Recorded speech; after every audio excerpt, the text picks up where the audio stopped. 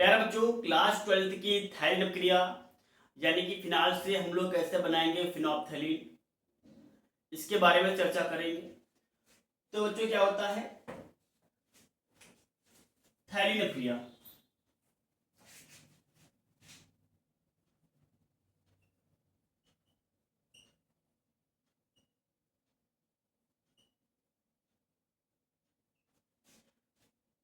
जब बच्चों फिनाल को थैलिन एनहाइड्राइड के साथ शांत H2SO4 की उपस्थिति में गर्म करते हैं तो हमें फिनोप्थेलीन देखने को मिलती है।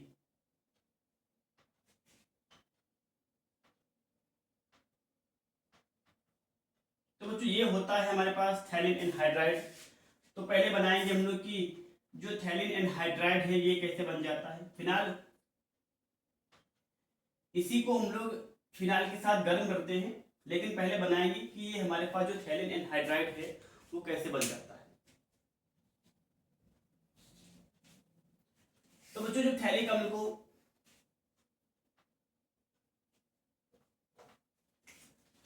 को ये हमारे पास होता है बच्चों थैलिक अम्ल।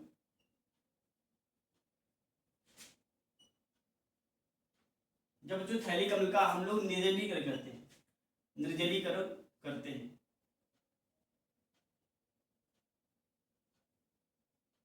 थैलिक अम्ल का बच्चों हम लोग निर्जलीकरण करते हैं तो इसमें से क्या होता है, जो हमारे पास एक H2O का अणु होता है वो निकलता है, एक H2O का अणु अलग हो जाता है।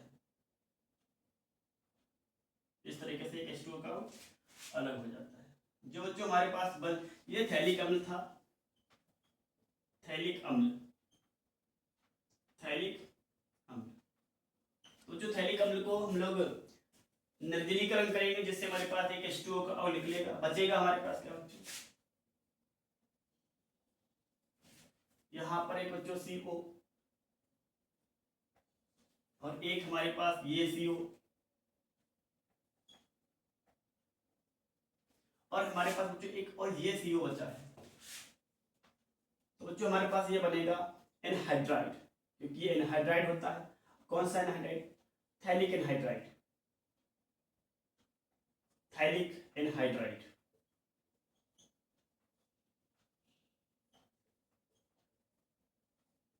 Phthalic anhydride. तो बच्चों क्या होता है हमारे पास फिनाल को इस थैलिन एनहाइड्राइड के साथ गर्म किया जाता है। बाकी ये तो बताने के लिए था कि फिनाल थैलिन अम्ल से थैलिक एनहाइड्राइड कैसे बताना है। फिनाल इस थैलिक एनहाइड्राइड के साथ रिएक्शन करता है। तो रिएक्शन देखे बच्चों किस प्रकार होती है। फिनाल को जब हम लोग थैलिन एनहाइड्राइड के साथ गर्म करते हैं तो फिनोप्थेलीन बनता है।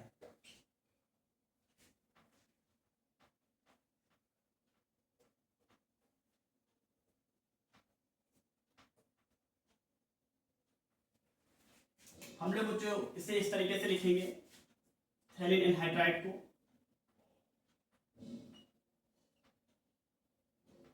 सेम बात है। तो इसको हम लोग स्ट्रक्चर के रूप में लिख रहे हैं।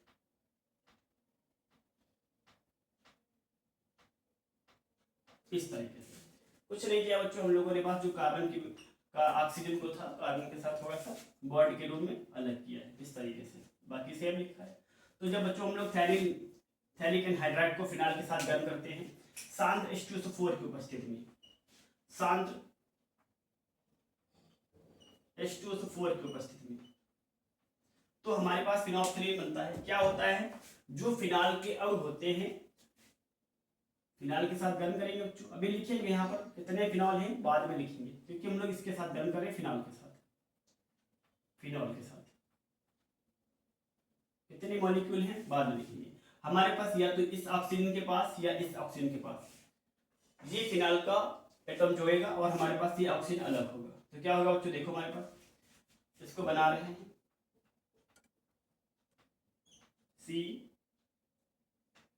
C double bond O, single bond double bond O, यानी कि हमारे पास बच्चों यहाँ पर जो है 2 वैलेंसी कार्बन की खाली हो चुकी है, क्योंकि हमने यहाँ से ऑक्सीजन को हटाया है। तो इस खाली स्थान पर हमारे पास फिनाल के मॉलिक्यूल्स जुड़ेगा, जो कि फिनाल इस प्रकार से होता है सभी के पास एक एक हाइड्रोजन ना, तो सभी के पास एक एक हाइड्रोजन होता है। तो क्या होगा, यहाँ पर तो OH लगा हुआ है, तो यहाँ पर भी हाइड्रोजन, तो इस हाइड्रोजन को हटाएंगे और फिनाल को इस कार्बन के साथ ऐड करेंगे। एक फिनाल का अणु यहाँ पर लगेगा और एक फिनाल का अणु यहाँ पर बच्चों लग जाएगा। तो हमने बच्चों कितने फिनाल के अणु लगाए, 2 लगाए, यानी कि यहाँ भी 2 लगाएंगे, यानी कि हमें H कितने प्राप्त हुए, एक H यहाँ से हटा और हमने एक वलय और भी लगाई तो एक H और मिला, यानी कि हमें 2 बच्चों H मिल जाते हैं। और ये हमने जो ऑक्सीजन हटाया है, ये 2 H और ये वाला ऑक्सीजन, हमें जल का अणु प्राप्त हो जाता है।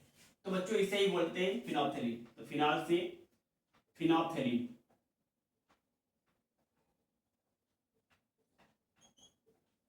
इस प्रकार से बन जाती है।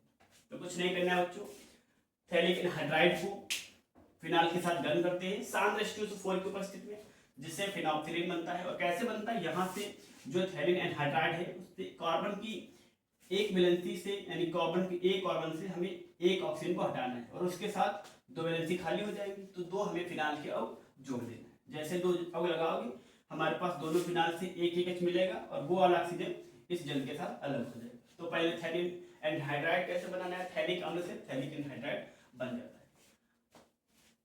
बच्चों अगर प्रक्रिया समझ आई हो तो वीडियो को लाइक करो, सब्सक्राइब करो और अपने दोस्तों में शेयर जरूर करो।